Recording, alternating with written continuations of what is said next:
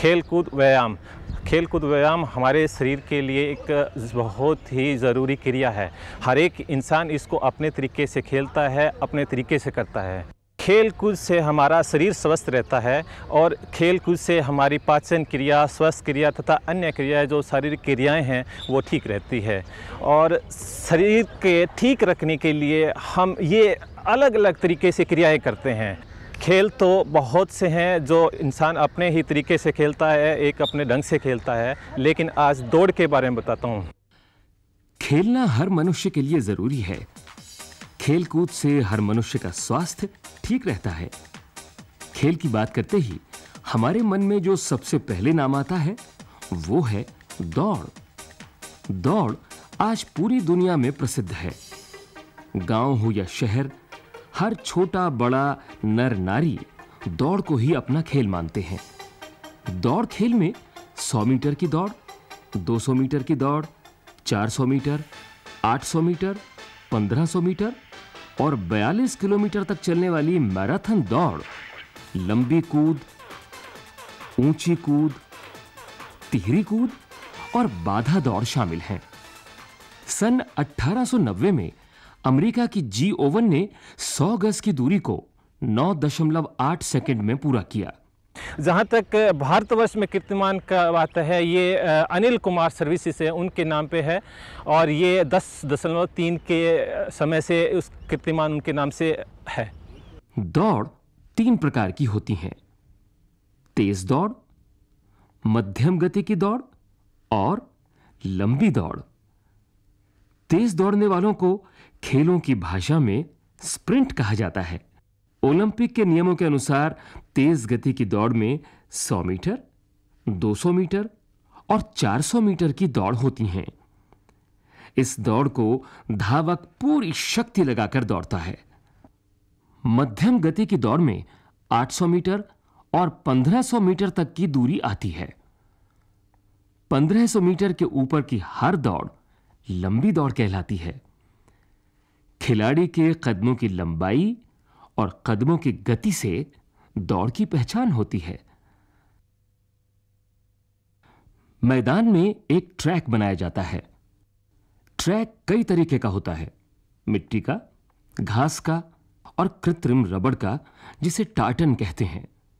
पहले मिट्टी और घास का ट्रैक होता था, जो आजकल प्रयोग में नहीं लाया जाता। आजकल राष्ट्रीय और अंतर्राष्ट्रीय प्रतियोगिताओं में कृत्रिम रबड़ का प्रयोग किया जाता है।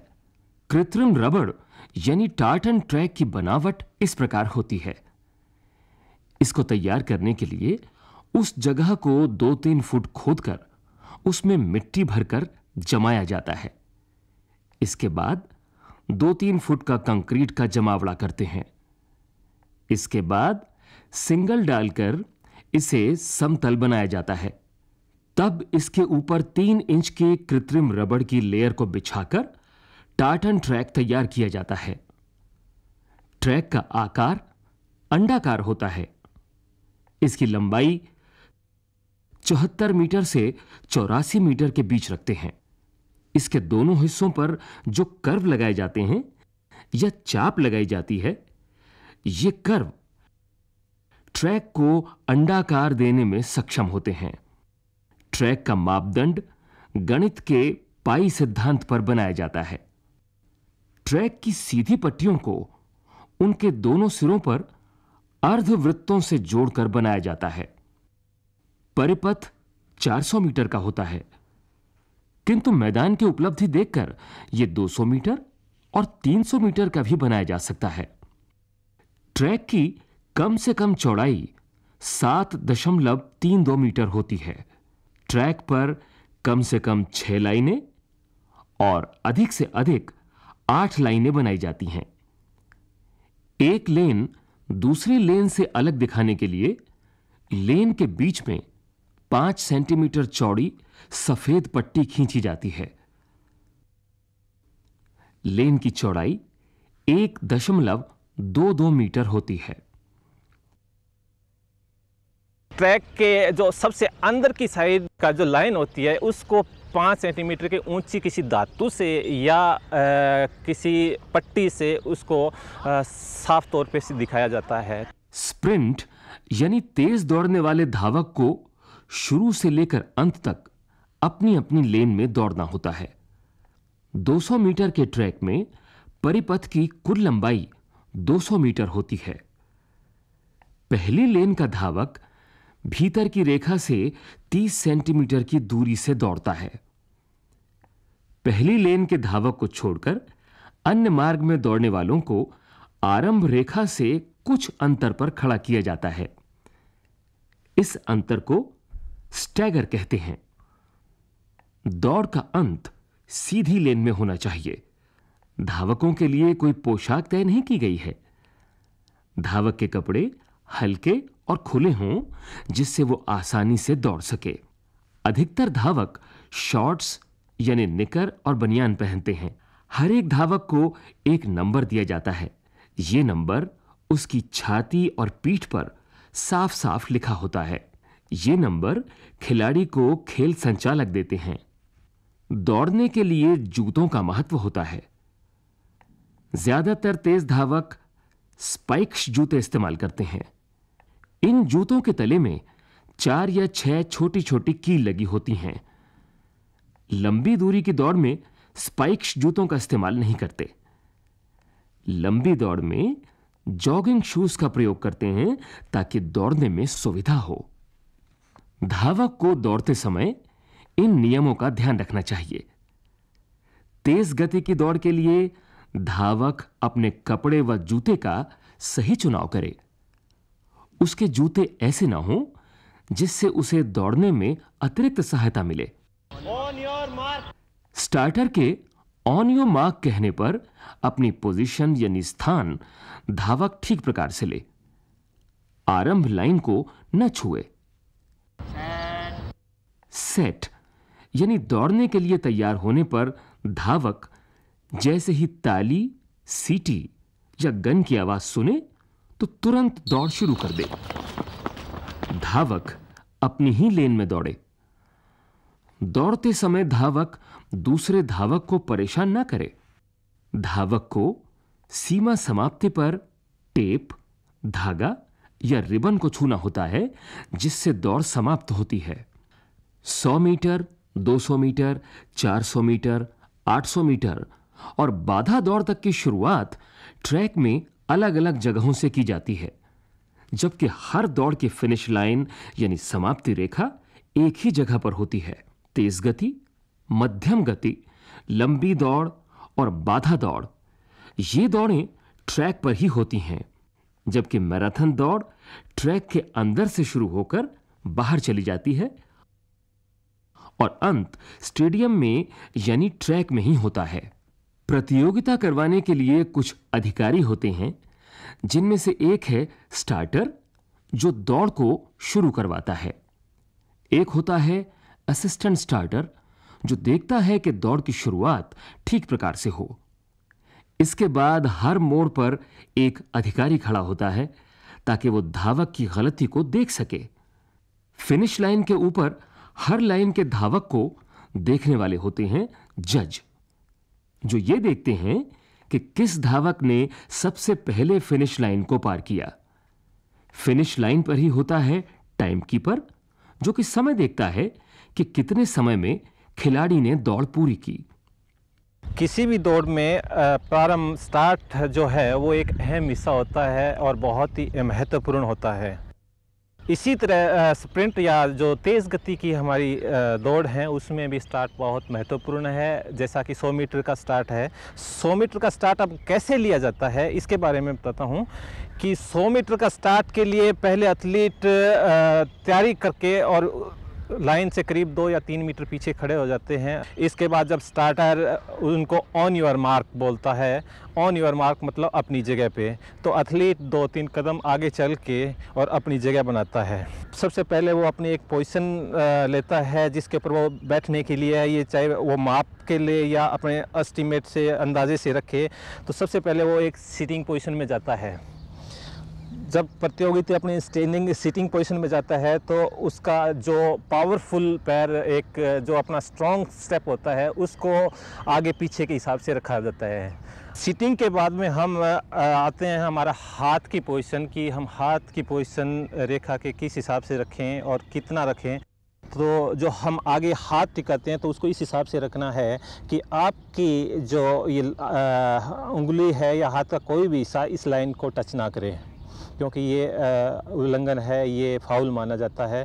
इसलिए आपको इस लाइन से दूर की साइड रखना है और इतना भी दूर ना हो कि आपकी ये डिस्टेंस ज़्यादा हो जाए। इसलिए इसके हाथ के रखने की पोजीशन भी एक तरीके से ये सबसे अच्छी मानी गई है। सिटिंग स्टार्ट दो प्रकार के होते हैं, रॉकेट स्टार्ट, एलोंगेटेड स्टार्ट।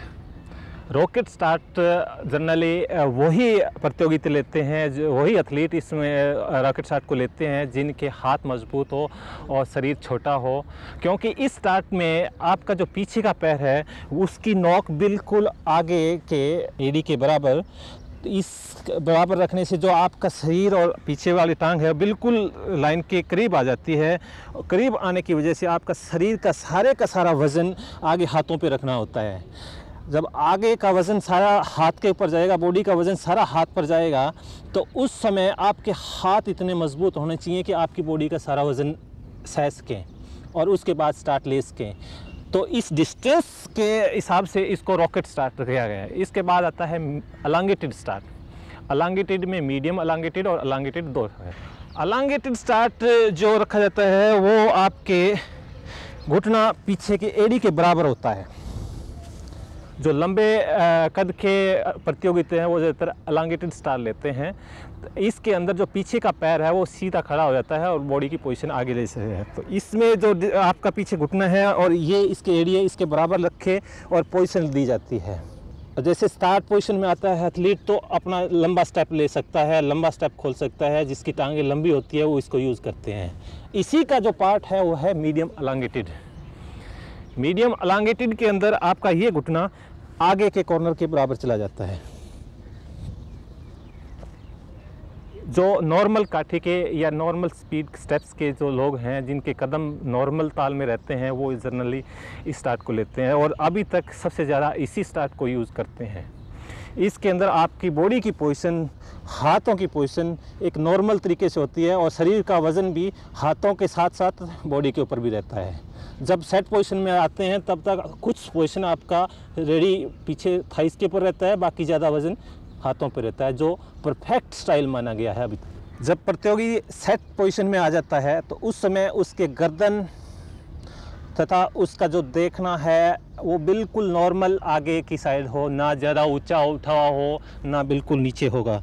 करीब अपने 1 मीटर की दूरी के आसपास उसकी नज़र होगी। यदि आप इसमें अपनी गर्दन को उठाते हैं तो बॉडी पीछे की बैठ जाती है, जिससे आपका सारा वज़न पीछे चला जाता है, जो स्टार्ट में बड़ी लेट और स्टार्ट में बड़ी डिफ़िकल्टी होती है, मुश्किल पैदा होती है। प्रतियोगी जैसे ही सेट पोजीशन में आ जाता है तो स्टार्टर उसको गन से स्टार्ट देता है। जैसे ही गन फायर होगी, पहला स्टेप, दूसरा स्टेप, बॉडी पोजीशन बिल्कुल आगे, दोनों पावरफुल स्टेप लगेंगे। आपकी गर्दन बिल्कुल झुकी हुई होगी। इस समय आपकी गर्दन को ऊपर नहीं उठाना है। यदि आपने गर्दन उसी समय ऊपर उठा ली, आपके शरीर का वजन पीछे जाएगा, आपका स्टार्ट बिल्कुल स्लो हो जाएगा, धीमा गति में हो जाएगा। इसलिए इसको 5 या 6 कदम तक बॉडी को पोजीशन बिल्कुल आगे की साइड रखनी है और धीरे धीरे बॉडी की पोजीशन को उठाना है। जैसे आपकी 8 या 10 स्टेप तक दूरी जाती है, उसके बाद आप धीरे धीरे अपनी नॉर्मल पोजीशन में आएंगे। 100 मीटर की दौड़ में हर कदम उसका तेज़ और खींचने वाला स्टेप होता है। इसमें कहीं पेस नहीं होता, हर स्टेप को खींच के और तेज़ से तेज़ रखा जाएगा, क्योंकि ये एक सबसे छोटी और सबसे तेज़ गति की दौड़ होती है। ये है समाप्ति सीमा, फिनिश लाइन। हर दौड़ का समापन फिनिश इसी लाइन पे होता है। ये जो फिनिश लाइन की डोर है एक बहुत ही कच्चे धागे की या रिबन की होती है। जो खिलाड़ी इसको सबसे पहले टच कर लेता है वो विजेता होता है। इसको देखने के लिए, इसका निर्णय लेने के लिए अधिकारी या ऑफिशियल वहाँ इस बोर्ड पे बैठे होते हैं। धावक का शरीर का कोई भी हिस्सा जब इसको छूता है तो भी ये दौड़ की समाप्ति मानी जाती है। पहला जो स्टाइल है इसका वो फॉलो थ्रू का स्टाइल है। फॉलो थ्रू से इसको पास किया है। इसमें दौड़ाक या धावक सीधा भागता हुआ अपने शरीर को सीधा रखते हुए भाग जाता है और इसमें चेस्ट को या पेट को ये रस्सी या धागा छूता है और उसी तरीके से बिना कोई मूवमेंट करे सीधा निकल जाता है। ये है फॉलो थ्रू फिनिश। इसका दूसरा जो तरीका है वो है शोल्डर फिनिश। कंधे को दबा के फिनिश किया जाता है। कंधे को दबा के फिनिश इसलिए करते हैं कि एक फिनिश के अंदर नियम है। यदि धावक का पैर आगे निकल जाता है, ऊपर का हिस्सा पहले टच कर गया है, पैर पीछे है, तो सबसे पहले जो ऊपर का हिस्सा टच करता है उसको प्रथम माना जाता है। ये क्रम ऊपर से लेके नीचे तक जाता है। इसी तरह तीसरा जो स्टाइल है नेक फिनिश, गर्दन से फिनिश मारना। सेम शोल्डर फिनिश की तरह गर्दन में भी एथलीट जब आग के नज़दीक फिनिश लाइन के नज़दीक आता है तो अपने गर्दन को बिल्कुल नीचे मारता है। इसमें एक कंधा आगे नहीं होता, इसमें बिल्कुल गर्दन आगे झुका के लगाते हैं, जिससे उसका ऊपर का शरीर का हिस्सा सबसे पहले इस लाइन को टच करता है, उसको प्रथम माना जाता है। एक चीज़ और इसमें जो महत्वपूर्ण है वो बताता हूँ कि दौड़ के दौरान या किसी प्रतियोगिता में भाग लेते हुए आपको किसी भी नशीली दवाई या किसी नशीले पदार्थ का सेवन नहीं करना चाहिए, क्योंकि ये सेहत के लिए तो नुकसानदेह है ही, इसके साथ साथ हमारे अंतर्राष्ट्रीय कानूनों में भी इसका प्रतिबंध है, इसको कानूनी अपराध माना गया। दौड़ स्पर्धा में धावक के गलती करने पर उसे फाउल भी दिया जाता है। आरंभ रेखा पर पोजीशन लेते समय यदि धावक रेखा को छू लेता है तो ये फाउल है। सीटी, ताली या फायर की आवाज से पहले दौड़ने पर भी फाउल है। यदि धावक अपनी लेन को बदलकर दूसरी लेन में दौड़ता है तो वो फाउल होता है। यदि दौड़ते समय एक धावक दूसरे धावक को पकड़ता है या दूसरे धावक की दौड़ में बाधा डालता है तो भी फाउल होता है। धावक यदि दौड़ते हुए ट्रैक से बाहर चला जाता है तो वो दोबारा दौड़ शुरू नहीं कर सकता, क्योंकि ये फाउल है। धावक अतिरिक्त सहायता देने वाले जूतों का प्रयोग नहीं कर सकता, ये भी फाउल है।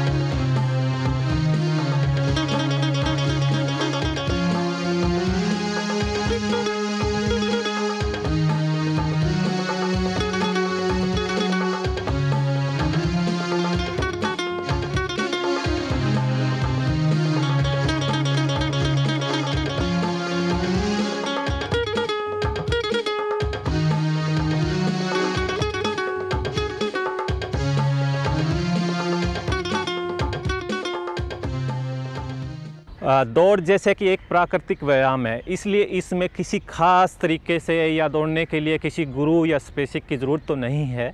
लेकिन फिर भी यदि आप अच्छे स्तर में दौड़ना चाहते हैं तो किसी गुरु से या स्पेशल अच्छे ट्रेनिंग या अच्छे कोच से आप संपर्क करें तो जाए।